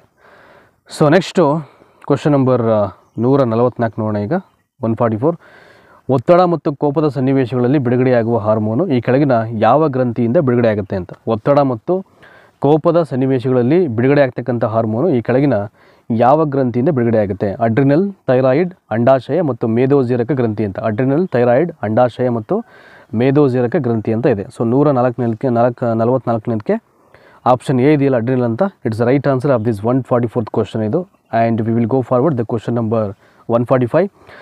ಗಂಡಸರಲ್ಲಿ ಆನುಷಂಗಿಕ ಲೈಂಗಿಕ ಲಕ್ಷಣಗಳು ಮತ್ತು ಲೈಂಗಿಕ ಅಂಗಾಂಗಗಳ ಬೆಳವಣಿಗೆಗೆ ಕಾರಣವಾಗ್ತಕ್ಕಂಥ ಹಾರ್ಮೋನು. ಗಂಡಸರಲ್ಲಿ ಆನುಷಂಗಿಕ ಲೈಂಗಿಕ ಲಕ್ಷಣಗಳು ಮತ್ತು ಲೈಂಗಿಕ ಅಂಗಾಂಗಗಳ ಬೆಳವಣಿಗೆಗೆ ಕಾರಣವಾಗ್ತಕ್ಕಂಥ ಹಾರ್ಮೋನ್ ಯಾವುದು ಅಂತ ಕೇಳಿದರೆ ಈಸ್ಟ್ರೋಜನ್, ಟೆಸ್ಟೋಸ್ಟಿರೋನ್, ಪ್ರೊಜೆಸ್ಟಿರಾನ್ ಮತ್ತು ಪ್ರೊಲಾಕ್ಟಿನ್ ಅಂತ ಇದೆ ಇಲ್ಲಿ. ಇದಕ್ಕೆ ರೈಟ್ ಆನ್ಸರ್ ಬಂದು 145ನೇಕ್ಕೆ, that is option number B ಇದೆಯಲ್ಲ ಇಲ್ಲಿ, ದಟ್ ಈಸ್ ಟೆಸ್ಟೋಸ್ಟಿರೋನ್ ಅಂತ ಇದೆಯಲ್ಲ, ಟೆಸ್ಟೋಸ್ಟಿರೋನ್ ಅಂತ ಅದರ ಹೆಸರು, that is option number B. ಇದಕ್ಕೆ 145ನೇದಕ್ಕೆ ಸರಿಯಾದಂಥ ಆನ್ಸರ್ ಆಗುತ್ತೆ. ರಕ್ತದ ಸಕ್ಕರೆಯ ಮಟ್ಟವನ್ನು ಕಂಟ್ರೋಲ್ ಮಾಡ್ತಕ್ಕಂಥ ಹಾರ್ಮೋನ್ ಯಾವುದು ಅಂತ. ರಕ್ತದ ಸಕ್ಕರೆಯ ಮಟ್ಟವನ್ನು ಕಂಟ್ರೋಲ್ ಮಾಡ್ತಕ್ಕಂಥ ಹಾರ್ಮೋನ್ ಯಾವುದಪ್ಪ ಅಂದರೆ ದಟ್ ಈಸ್ 146ನೇ ಪ್ರಶ್ನೆಗೆ ನೋಡಿ, ಇನ್ಸುಲಿನ್ ಅಂತ ಇದೆಯಲ್ಲ ಇಲ್ಲಿ, ಇನ್ಸುಲಿನ್ನು ಇಟ್ಸ್ ರೈಟ್ ಆನ್ಸರ್ ಇಲ್ಲಿ. ಪ್ರೊಲಾಕ್ಟಿನ್, ಥೈರಾಕ್ಸಿನ್, ಇನ್ಸುಲಿನ್ ಮತ್ತು ಟೆಸ್ಟೋಸ್ಟಿರೋನ್ ಅಂತ ಇದೆ. So option C, insulin is the right answer of this question. Next, so shall we go to the next one, that is question number 147. ಈ ಕೆಳಗಿನವುಗಳಲ್ಲಿ ಯಾವುದು ಸಾಮಾಜಿಕ ವಿಕಾಸದ ಉದಾಹರಣೆಯಾಗಿದೆ ಅಂತ ಇದೆ. ಈ ಕೆಳಗಿನವುಗಳಲ್ಲಿ ಯಾವುದು ಸಾಮಾಜಿಕ ವಿಕಾಸದ ಉದಾಹರಣೆಯಾಗಿದೆ? ಸಾಹಸ ಪ್ರವೃತ್ತಿ ಬೆಳೆಯುತ್ತದೆ, ಲೈಂಗಿಕ ಆಸಕ್ತಿ ಮೂಡುತ್ತದೆ, ವಿಮರ್ಶಾಸಕ್ತಿ ಹೆಚ್ಚಾಗುತ್ತದೆ, ಗೆಳೆಯರ ಕೂಟ ಕಟ್ಟುವುದು ಅಂತ ಇದೆ ಇಲ್ಲಿ. 147ಕ್ಕೆ ಸರಿಯಾದಂಥ ಆನ್ಸರ್ ಬಂದು that is option number D ಇದೆಯಲ್ಲ ಇಲ್ಲಿ, ಗೆಳೆಯರ ಕೂಟ ಕಟ್ಟುವುದು. ಸಾಮಾಜಿಕ ವಿಕಾಸ ಅಂದರೆ ದಟ್ ಈಸ್ ಗ್ರೂಪಿಸಮ್ ಅಂತ. ಸಂಘಜೀವಿಯಾಗಿ ಕೆಲವೊಂದು ಸಮೂಹಗಳಲ್ಲಿ ನಾವು ಬದುಕಲಿಕ್ಕೆ ಪ್ರಯತ್ನ ಮಾಡ್ತೀವಿ. ಹಾಗಾಗಿ ಸೊ ಆ ಹಿನ್ನೆಲೆಯಲ್ಲಿ ಗೆಳೆಯರ ಕೂಟ ಕಟ್ಟುವುದು ಅನ್ನೋದು 147ನೇ ಪ್ರಶ್ನೆಗೆ ಉತ್ತರ ಆಗುತ್ತೆ. ಸಾಮಾಜೀಕರಣವೆಂದರೆ ಮಗು ಈ ಕೆಳಗಿನ ಯಾರ ಮೇಲಿನ ಭಾವನಾತ್ಮಕ ಅವಲಂಬನೆಯಿಂದ ಮುಕ್ತವಾಗಬೇಕು ಅಥವಾ ಹೊರಬರಬೇಕು ಅಂತ ಇದೆ ಇಲ್ಲಿ. ಸೊ ಸೋಷಿಯಲೈಸೇಷನ್ ಅಂದರೆ, ಸಾಮಾಜೀಕರಣ ಅಂದರೆ ಮಗು ಅಂತಕ್ಕಂಥದ್ದು ಈ ಕೆಳಗಿನ ಯಾರ ಮೇಲಿನ ಭಾವನಾತ್ಮಕ ಅವಲಂಬನೆಯಿಂದ ಮುಕ್ತವಾಗಬೇಕು ಅಥವಾ ಹೊರಗಡೆ ಬರಬೇಕು ಅಂತ. ಪೋಷಕರು, ಸ್ನೇಹಿತರು, ಎ ಮತ್ತು ಬಿ ಎರಡು, ಮತ್ತು ಮೇಲಿನ ಯಾವುದೂ ಅಲ್ಲ ಅಂತ ಹೇಳಿದ್ದಾರೆ 148ನೇದಕ್ಕೆ. ಸೊ ಇಲ್ಲಿ ಮೊದಲನೇ ಆಪ್ಷನ್ನು ಮತ್ತು ಎರಡನೇ ಆಪ್ಷನ್ನು ಸರಿದಂಥ ಉತ್ತರ. ಅದನ್ನು ಇಲ್ಲಿ ನಾವು ಸಿ ಎಲ್ಲಿ ಹೇಳ್ಬೋದು. ಅದನ್ನು ಎ ಮತ್ತು ಬಿ ಎರಡು ಅಂತ ಇದೆಯಲ್ಲ, ಆಪ್ಷನ್ ಸಿ ಇದಕ್ಕೆ ರೈಟ್ ಆನ್ಸರ್ ಆಗುತ್ತೆ. ಪೋಷಕರು ಮತ್ತು ಸ್ನೇಹಿತರಿಂದ ಸೊ ಮಗು ಅಂತಕ್ಕಂಥದ್ದು ಮುಕ್ತವಾಗಿರಬೇಕು ಅಥವಾ ಹೊರಬರಬೇಕು ಅಂತ ಹೇಳಿದ್ದಾರೆ ಇಲ್ಲಿ, ಸಾಮಾಜೀಕರಣ ಅಂತಂದರೆ ಇಲ್ಲಿ. ನೆಕ್ಸ್ಟು, ಸಾಮಾಜೀಕರಣ ಪ್ರಕ್ರಿಯೆ ಒಳಗೊಂಡಿರುವುದು ಏನು ಅಂತ. ಸಾಮಾಜೀಕರಣ ಅಂತಕ್ಕಂಥ ಪ್ರಕ್ರಿಯೆ ಇಲ್ಲಿ ಏನನ್ನು ಒಳಗೊಂಡಿರುತ್ತೆ? ನೀತಿ ಸಂಹಿತೆಗಳ ಕಲಿಕೆ, ಸಮಾಜದ ನೀತಿ ನಿಯಮಗಳು ಹಾಗೂ ಮನೋಧೋರಣೆಗಳನ್ನು ಅಂತರ್ಗತ ಮಾಡಿಕೊಳ್ಳುವಿಕೆ, ಸೂಕ್ತ ಲೈಂಗಿಕ ಪಾತ್ರ ನಿರ್ವಹಣೆಯನ್ನು ಅಂತರ್ಗತ ಮಾಡಿಕೊಳ್ಳುವಿಕೆ, ಮೇಲಿನ ಎಲ್ಲವೂ ಅಂತ ಇದೆ 149ಕ್ಕೆ. ಸೊ ಮೇಲಿನ ಎಲ್ಲವೂ ಇದಕ್ಕೆ ರೈಟ್ ಆನ್ಸರ್ ಆಗುತ್ತೆ. ಸೊ ಸಾಮಾಜೀಕರಣ ಪ್ರಕ್ರಿಯೆ ಅಂತಕ್ಕಂಥದ್ದು ಆಲ್ಮೋಸ್ಟ್ ಎಲ್ಲ ಅಂಶಗಳನ್ನು ಒಳಗೊಂಡಿರುತ್ತೆ. ಅದು ನೀತಿ ಸಮಿತಿಗಳ ಕಲಿಕೆ ಆಗಿರ್ಬೋದು, ಸಮಾಜದ ನೀತಿ ನಿಯಮಗಳು ಮತ್ತು ಮನೋಧೋರಣೆಗಳನ್ನು ಅಂತರ್ಗತ ಮಾಡಿಕೊಳ್ಳುವಿಕೆ ಆಗಿರ್ಬೋದು, ಸೂಕ್ತ ಲೈಂಗಿಕ ಪಾತ್ರ ನಿರ್ವಹಣೆಯನ್ನು ಅಂತರ್ಗತ ಮಾಡಿಕೊಳ್ಳುವಿಕೆ ಆಗಿರ್ಬೋದು, ಹೀಗೆ. ಸೊ ಈ ಎಲ್ಲ ಅಂಶಗಳನ್ನು ಇದು ಒಳಗೊಂಡಿರುತ್ತೆ. ನೆಕ್ಸ್ಟು 150ನೇ ಪ್ರಶ್ನೆ ನೋಡೋಣ. ಈಗ ಸಂವೇಗಕ್ಕೆ ಸಂಬಂಧಪಟ್ಟಂಥ ಒಂದಷ್ಟು ಪ್ರಶ್ನೆಗಳಿದೆ ಇಲ್ಲಿ 150ರಿಂದ. ಸೊ ಸಂವೇಗ ಅಂದರೆ ಏನು ಅಂತ ಇಲ್ಲಿ ಅರ್ಥ ಏನು? ಕದಡು, ಪ್ರತಿಭಟಿಸು, ಚಲಿಸು ಮತ್ತು ಸ್ಥಿರ ಅಂತಿದೆ ಇಲ್ಲಿ. ಕದಡು, ಪ್ರತಿಭಟಿಸು, ಚಲಿಸು ಮತ್ತು ಸ್ಥಿರ ಅಂತಿದೆ. ಆನ್ಸರ್ ಬಂದು ಕದಡೋದು ಅಂತ. ಸಂವೇಗ ಅಂದರೆ ಕದಡು ಅಂದರೆ ಏನೋದು ಐ ಥಿಂಕ್ ಅದು ಏನಾದರೂ ಮಾಡೋದು ಅಂತ ಆಯಿತು. ಸಮಥಿಂಗ್ ಬಿಕಮ್ ಚೇಂಜಸ್ ಅಂತ ಕದಡೋದು ಅಂತ. ಸಂವೇಗ ಅಂದರೆ ಕದಡು. ಸಮವೇಗಗಳ ವಿಕಾಸದಲ್ಲಿ ಪರಿಪಕ್ವನ ಮತ್ತು ಡ್ಯಾಸ್ಗಳು ಪ್ರಮುಖ ಪಾತ್ರ ವಹಿಸುತ್ತವೆ ಅಂತ ಇದೆ ಇಲ್ಲಿ. ಸಮವೇಗಗಳ ವಿಕಾಸದಲ್ಲಿ ಪರಿಪಕ್ವನ ಮತ್ತು ಯಾವುದು ಇಲ್ಲಿ ಪ್ರಮುಖ ಪಾತ್ರವನ್ನು ವಹಿಸುತ್ತೆ ಅಂತ. ಅನುಭವ, ಅನುಕರಣೆ, ಪರಿಸರ ಮತ್ತು ಕಲಿಕೆಯಲ್ಲಿ. ಸೊ ಎಕ್ಸ್ಪೀರಿಯೆನ್ಸು, ಇಮಿಟೇಷನ್ನು, ಎನ್ವಿರಾನ್ಮೆಂಟು ಮತ್ತು ಲರ್ನಿಂಗ್ ಅಂತ ಇದೆ. 4 ಆಪ್ಷನಲ್ಲಿ 151ನೇ ಪ್ರಶ್ನೆಗೆ that is option number D ಇದೆಯಲ್ಲ ಲಾಸ್ಟು, ಲರ್ನಿಂಗು, ಕಲಿಕೆ ಅಂತಕ್ಕಂಥದ್ದು ಇದು ಸರಿದಂಥ ಉತ್ತರ ಆಗುತ್ತೆ. ಸೊ ಈ ಕಲಿಕೆಯನ್ನು ಸೇರಿಸ್ಕೊಂಡು ಮತ್ತೊಂದು ಸಲ ಓದ್ಕೊಳ್ಳಿ ಅದನ್ನು. ಸಂವೇಗಗಳ ವಿಕಾಸದಲ್ಲಿ ಪರಿಪಕ್ವನ ಮತ್ತು ಕಲಿಕೆಗಳು ಪ್ರಮುಖ ಪಾತ್ರವನ್ನು ವಹಿಸ್ತವೆ. ನೆಕ್ಸ್ಟ್ 152ನೇದು, ಮಗುವಿಗೆ 24 ತಿಂಗಳುಗಳು ಆಗುವುದರೊಳಗಾಗಿ ಎಲ್ಲ ಭಾವನೆಗಳು ಅಭಿವೃದ್ಧಿಯಾಗಿರುತ್ತವೆ ಎಂದು ತೋರಿಸಿಕೊಟ್ಟವರು. ಯಾವುದಾದ್ರು ಒಂದು ಮಗುವಿಗೆ 24 ಮಂತ್ಸ್ ಕಂಪ್ಲೀಟ್ ಆಗ್ತಾ ಬರ್ತದೆ ಅಂತ ಕಂಡು ಬಂದಾಗ ಆ ಮಗುವಿಗೆ ಎಲ್ಲ ಫೀಲಿಂಗ್ಸು ಡೆವಲಪ್ ಆಗುತ್ತೆ, ಎಲ್ಲ ಒಂದು ಭಾವನೆಗಳು ಅಭಿವೃದ್ಧಿ ಆಗುತ್ತೆ ಅಂತ ಯಾರು ಹೇಳಿದ್ರು ಅಂತ ಇಲ್ಲಿ. ಸೊ ಡಾರ್ವಿನ್ನು, ವ್ಯಾಟ್ಸನ್ನು, ಬ್ರಿಡ್ಜಸ್ ಮತ್ತು ಹರ್ಲಾಕ್ ಅಂತ. ಸೊ 152ನೇದಕ್ಕೆ ದಟ್ ಈಸ್ ಬ್ರಿಡ್ಜಸ್ ಅಂತ ಇದೆಯಲ್ಲ, ಆಪ್ಷನ್ ನಂಬರ್ ಸಿ ಇದು ಸರಿಯಾದಂಥ ಉತ್ತರ ಆಗುತ್ತೆ. ನೆಕ್ಸ್ಟು, ಭಾವನಾತ್ಮಕ ವಿಕಾಸದ ಕ್ಷೇತ್ರಕ್ಕೆ ತನ್ನ ಅಧ್ಯಯನಗಳ ಮೂಲಕ ಹೆಚ್ಚು ಕೊಡುಗೆ ನೀಡಿದವರು ಅಂತ. ಭಾವನಾತ್ಮಕ ವಿಕಾಸದ ಕ್ಷೇತ್ರಕ್ಕೆ ತನ್ನ ಅಧ್ಯಯನಗಳ ಮೂಲಕ ಹೆಚ್ಚು ಕೊಡುಗೆಯನ್ನು ನೀಡಿದವರು ಯಾರು ಅಂತ. ಜರ್ಸೆಲ್ಡ್, ಗಾಲ್ಟನ್, ಪಿಯಾಜೆ ಮತ್ತು ಬ್ರಿಡ್ಜಸ್ ಅಂತ. 153ಕ್ಕೆ ಬ್ರಿಡ್ಜಸ್ ರೈಟ್ ಆನ್ಸರ್ ಇದಕ್ಕೆ ನೋಡಿ. ಇವರಿಗೆ ಸಂಬಂಧಪಟ್ಟಂಥ ಪ್ರಶ್ನೆಗಳಿದೆ ಇಲ್ಲಿ, ಇರಲಿ ಪರವಾಗಿಲ್ಲ. ಸೊ ನೆಕ್ಸ್ಟು 154ನೇ ಪ್ರಶ್ನೆ. ಸಂವೇಗಕ್ಕೆ ಅಂದರೆ ಭಾವನೆ ಅಂತ ಸಂಯೋಗ ಅಂದರೆ ಈ ಕೆಳಗಿನ ಯಾವ ರೀತಿಯಲ್ಲಿ ವಾಕ್ಯನ ನೀಡಬಹುದಾಗಿದೆ ಅಂತ. ಸಂವೇಗಕ್ಕೆ ಈ ಕೆಳಗಿನ ಯಾವ ರೀತಿಯಲ್ಲಿ ಡೆಫಿನೇಷನ್ನ ಕೊಡ್ಬೋದು ಅಂತ. ಸೊ ಒಂದು 4 ಆಪ್ಷನ್ ಬರುತ್ತೆ. ಒಂದು ಸನ್ನಿವೇಶಕ್ಕೆ ವ್ಯಕ್ತಿ ನೀಡ್ತಕ್ಕಂಥ ಪ್ರತಿಕ್ರಿಯೆ, ಭಾವನಾತ್ಮಕ ಉದ್ದೀಪನಕ್ಕೆ ಪ್ರತಿಕ್ರಿಯೆ, ಉದ್ದೀಪನಕ್ಕೆ ಪ್ರತಿಕ್ರಿಯೆ ತೋರಲು ವ್ಯಕ್ತಿಯಲ್ಲಿ ಕಂಡುಬರ್ತಕ್ಕಂಥ ಉತ್ತೇಜಿತ ಸ್ಥಿತಿ, ಅನಿರೀಕ್ಷಿತ ಉದ್ದೀಪನಕ್ಕೆ ತೋರ್ತಕ್ಕಂಥ ಅತಾರ್ಕಿಕ ವರ್ತನೆ ಅಂತ ಇದೆ. ಸೊ 154ನೇದಕ್ಕೆ ಆಪ್ಷನ್ ನಂಬರ್ ಸಿ ಇದೆಯಲ್ಲ ನೋಡಿ ಇಲ್ಲಿ, ಇದು ಸರಿಯಾದಂಥ ಉತ್ತರ ಆಗುತ್ತೆ. ಸೊ ಏನಿದೆ ಇದು, ಉದ್ದೀಪನಕ್ಕೆ ಪ್ರತಿಕ್ರಿಯೆ ತೋರಲು ವ್ಯಕ್ತಿಯಲ್ಲಿ ಕಂಡುಬರ್ತಕ್ಕಂಥ ಉತ್ತೇಜಿತ ಸ್ಥಿತಿಯಾಗುತ್ತಿದೆ. ನೆಕ್ಸ್ಟು ಭಾವನಾತ್ಮಕ ಪರಿಪಕ್ವತೆ ಅಂದರೆ ಉನ್ನತ ಮಟ್ಟದ ಬುದ್ಧಿಶಕ್ತಿಯ ಬೆಳವಣಿಗೆಯೊಂದಿಗೆ ಕೆಳಮಟ್ಟದ ಸಂವೇದನಶೀಲತೆ ಸೇರುವುದು ಅಂತ. ಉನ್ನತ ಮಟ್ಟದ ಬುದ್ಧಿಶಕ್ತಿಯ ಬೆಳವಣಿಗೆಯೊಂದಿಗೆ ಕೆಳಮಟ್ಟದ ಸಂವೇದನಶೀಲತೆ ಸೇರುವುದು, ಹೆಚ್ಚಿನ ತಾಳ್ಮೆ ಅಥವಾ ಇತರ ವ್ಯಕ್ತಿಗಳ ಸಮಸ್ಯೆಗಳ ಬಗ್ಗೆ ಸಹಾನುಭೂತಿ, ತಾಳ್ಮೆಯ ಕೊರತೆ ಅಥವಾ ಇತರರ ಬಗ್ಗೆ ಸಹಾನುಭೂತಿಯ ಕೊರತೆ, ದೈಹಿಕ ಬೆಳವಣಿಗೆಗೆ ಹೋಲಿಸಿದಲ್ಲಿ ಭಾವನೆಗಳ ಬೆಳವಣಿಗೆ ನಿಧಾನತೆ ಅಂತ ಇದೆ ಇಲ್ಲಿ. ಸೊ 155ನೇದಕ್ಕೆ ಆಪ್ಷನ್ ಬಿ ಇದೆಯಲ್ಲ, ಇದು ಸರಿಯಾದಂಥ ಉತ್ತರ ಆಗುತ್ತೆ. ಸೊ ಏನಿದೆ ಇಲ್ಲಿ, ಹೆಚ್ಚಿನ ತಾಳ್ಮೆ ಅಥವಾ ಇತರ ವ್ಯಕ್ತಿಗಳ ಸಮಸ್ಯೆಗಳ ಬಗ್ಗೆ ಸಹಾನುಭೂತಿ. ಸೊ ನೆಕ್ಸ್ಟು 156ನೇ ಪ್ರಶ್ನೆಯನ್ನು ನೋಡೋಣ ಇಲ್ಲಿ.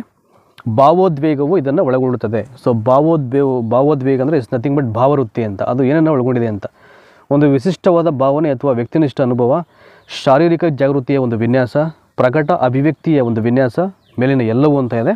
ಸೊ 154ನೇದು ಈ ಮೇಲ್ಕಂಡ ಎಲ್ಲ ಅಂಶವನ್ನು ಒಳಗೊಂಡಿರುತ್ತೆ ಅದು ಭಾವೋದ್ವೇಗ ಅಂತಕ್ಕಂಥದ್ದು, ಆಯಿತಾ. ನೆಕ್ಸ್ಟು ಮೆದುಳಿನ ಯಾವ ಭಾಗವನ್ನು ಭಾವನೆಗಳ ಮೂಲಸ್ಥಾನ ಅಂತ ಕರಿತೀವಿ ಅಂತ ನಾವು. ಮೆದುಳಿನ ಯಾವ ಭಾಗವನ್ನು ಭಾವನೆಗಳ ಮೂಲಸ್ಥಾನ ಅಂತ ಕರಿತೀವಿ ಅಂತ. ಥಲಾಮಸ್, ಸೆರೆಬೆಲಮ್ ಮತ್ತು ಹೈಪೋಥಲಾಮಸ್ ಅಂತ. ಥಲಾಮಸ್, ಸೆರೆಬೆಲಮ್, ಹೈಪೋಥಲಾಮಸ್ ಅಂತಿದೆ 157ನೇದಕ್ಕೆ. That is option D. The answer is hypothalamus ಅಂತಿದೆಯಲ್ಲ, ಇಟ್ಸ್ ರೈಟ್ ಆನ್ಸರ್. ನೆಕ್ಸ್ಟು ಅತಿ ಅವಲಂಬಿತನಾಗಿರ್ತಕ್ಕಂಥ ಮಗು ಯಾವ ರೀತಿಯ ವರ್ತನೆಯನ್ನು ತೋರುತ್ತಾನೆ ಅಂತ. ಅತಿ ಅವಲಂಬಿತವಾಗಿರ್ತಕ್ಕಂಥ ಮಗು ಯಾವ ರೀತಿಯ ವರ್ತನೆಯನ್ನು ತೋರುತ್ತಾನೆ. ಆಕ್ರಮಣ ಪ್ರವೃತ್ತಿ, ಅಪರಿಪಕ್ವತೆ, ಆತ್ಮರಕ್ಷಣೆ ಮತ್ತು ಬಂಡಾಯ ಪ್ರವೃತ್ತಿ ಅಂತ ಇದೆ. ಸೊ ಇದಕ್ಕೆ ಸರಿಯಾದಂಥ ಉತ್ತರ ಬಂದು ದಟ್ ಈಸ್ ಅಪರಿಪಕ್ವತೆ. ಕೋಪ ಎನ್ನುವುದು ಒಂದು ಡ್ಯಾಶ್ ಸಂವೇಗ. ಕೋಪ ಎನ್ನುವುದು ಒಂದು ಡ್ಯಾಶ್ ಸಂವೇಗ ಅಂತ ಇದೆ. ಧನಾತ್ಮಕ, ಋಣಾತ್ಮಕ, ತಟಸ್ಥ ಮತ್ತು ಯಾವುದೂ ಅಲ್ಲ ಅಂತ ಇದೆ ಇಲ್ಲಿ. ಧನಾತ್ಮಕ, ಋಣಾತ್ಮಕ, ತಟಸ್ಥ ಮತ್ತು ಯಾವುದೂ ಅಲ್ಲ. ರೈಟ್ ಆನ್ಸರ್ ಬಂದು ದಟ್ ಈಸ್ ಋಣಾತ್ಮಕ ಆಗುತ್ತೆ ಇದಕ್ಕೆ. ನೆಕ್ಸ್ಟು ಪ್ರೀತಿ ಎನ್ನುವುದು ಒಂದು ಡ್ಯಾಶ್ ಸಂವೇಗವಾಗಿದೆ. ಪ್ರೀತಿ ಎನ್ನುವುದು ಒಂದು ಡ್ಯಾಶ್ ಸಂವೇಗವಾಗಿದೆ. ಇದಕ್ಕೆ ಸರಿಯಾದಂಥ ಉತ್ತರ ಬಂದು ಧನಾತ್ಮಕ ಸಂವೇಗವಾಗಿದೆ. ಸೊ 160 ಪ್ರಶ್ನೆಗಳಾಯ್ತು ಈಗ. ಯಾವುದಕ್ಕೆ, ಈ ಬೆಳವಣಿಗೆ ಮತ್ತು ವಿಕಾಸ ಅಂತಕ್ಕಂಥ ಅಧ್ಯಾಯಕ್ಕೆ ಸಂಬಂಧಪಟ್ಟ ಹಾಗೆ ಸುಮಾರು 160 MCQಗಳಿಗೆ ಲಾಸ್ಟ್ 2 to 3 ವಿಡಿಯೋ ಸೆಷನ್ನಿಂದ ಸುಮಾರು 160 ಪ್ರಶ್ನೆಗಳಿಗೆ ನಿಮಗೆ ಸರಿಯಾದಂಥ ಉತ್ತರ ಸಿಕ್ಕಿದೆ. ಇನ್ನು ಈ ಪಾಠದಲ್ಲಿ ಉಳಿದಿರತಕ್ಕಂಥ ಸುಮಾರು ಒಂದು 50ರಿಂದ 69 ಇದೆ ಟಾಪ್ MCQ ಕ್ವಶನ್ಸ್. ಅವು ಮೋಸ್ಟ್ ಎಕ್ಸ್ಪೆಕ್ಟೆಡ್ ಕ್ವಶನ್ಸ್ ಕೂಡ ಹೌದು. ಅವುಗಳನ್ನು ನೆಕ್ಸ್ಟ್ ವಿಡಿಯೋ ಸೆಷನಲ್ಲಿ ಕಂಪ್ಲೀಟ್ ಮುಗಿಸ್ಬಿಡ್ತೀನಿ ನಾನು ಬೆಳವಣಿಗೆ ವಿಕಾಸವನ್ನು. ಇದಾದ ನಂತರದಲ್ಲಿ ಮತ್ತೊಂದು ಚಾಪ್ಟರ್ನ MCQ ಬರೋಣ ಒಂದು ಕಡೆಯಿಂದ. ಸೊ ನನ್ನ ಉದ್ದೇಶ ಏನಪ್ಪ ಅಂದರೆ, ಅವರು ಇಲ್ಲಿ ನಾನು ಏನು ಇಲ್ಲಿ ಮಾಡ್ತಾಯಿದ್ದೀನಿ ಈಗ ವಿಡಿಯೋ ಸೆಷನ್ಸ್ MCQಗಳನ್ನು, ಇದನ್ನು ಬಿಟ್ಟು ಎಲ್ಲೂ ಯಾವ ರೀತಿಯಲ್ಲೂ ಪ್ರಶ್ನೆಯನ್ನು ಕೇಳ್ಬೋದು ಹೊಸದಾಗಿ. ಏನೆಲ್ಲ ಪ್ರಶ್ನೆಯನ್ನು ಇಲ್ಲಿ ನಿಮಗೆ ಐ ಥಿಂಕ್ MCQನಲ್ಲಿ ಚೂಸ್ ಮಾಡಲಿಕ್ಕೆ ಸಾಧ್ಯ, ಸರಿಯಾದಂಥ ಉತ್ತರವನ್ನು ಎಲ್ಲ ಪಾಠಗಳೆಲ್ಲ ಕಂಟೆಂಟನ್ನು ಇಟ್ಕೊಂಡು ನಾನು ಮಾಡಲಿಕ್ಕೆ ಪ್ರಯತ್ನ ಮಾಡ್ತಾ ಇರುವಂಥದ್ದು. ಹಾಗಾಗಿ ಸೊ ಬಿಫೋರ್ ಐ ಸ್ಟಾಪ್, ದಯಮಾಡಿ ಯಾರೆಲ್ಲ ಹೊಸ್ದಾಗಿ ನೋಡ್ತಿದ್ದೀರೋ ಸಬ್ಸ್ಕ್ರೈಬ್ ಆಗಿ, ಲೈಕ್ ಮಾಡಿ, ಭಾಳ ಮುಖ್ಯವಾಗಿ ಎಲ್ಲರಿಗೂ ಶೇರ್ ಮಾಡಿ ಅಂತ ಹೇಳ್ತಾ ಈ ವಿಡಿಯೋ ಸೆಷನಲ್ಲಿ ಮುಗಿಸ್ತಾ ಇದ್ದೀನಿ. ಇಷ್ಟೊತ್ತು ವಿಡಿಯೋನ ವಾಚ್ ಮಾಡಿದಂಥ ಎಲ್ಲ ಪರೀಕ್ಷಾರ್ಥಿಗಳಿಗೆ ನಮಸ್ತೆ.